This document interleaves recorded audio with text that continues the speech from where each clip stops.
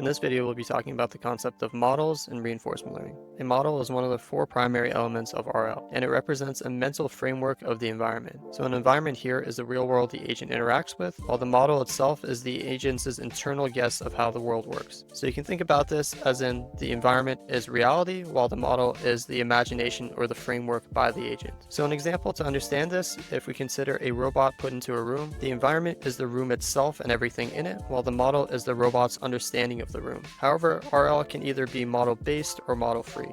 In the model-based scenario, we use the model of the environment to plan ahead. Some of the benefits of this is that it allows long-term planning, and also it's very sample efficient. So one of the big downsides to this, however, is that building an accurate model becomes very complex and difficult when we use model-based approaches. An example of this is having an agent have a sense of how things in the room feel. So prior to touching anything or interacting with anything, the agent understands what will happen if it does do so. So in the second case, we consider something that is model-free.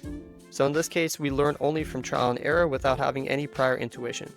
Some of the benefits of this is that it's simple to implement, and it's also very good for complex environments which are very hard to model. One of the massive downsides of this is that it's heavily reliant on data, making it very slow and efficient for learning. So an example of this relative to the one in the model-based scenario is that now we need to actually touch things in the room to get a sense of them. So we actually need to touch something to feel whether it's hot or cold. We need to touch something to figure out how it moves if we interact with it. So you can think about this very simply in this scenario, where model-free, you can think about a baby touching a stove and learning, ouch, that's hot, don't do that, purely from the experience of testing it out.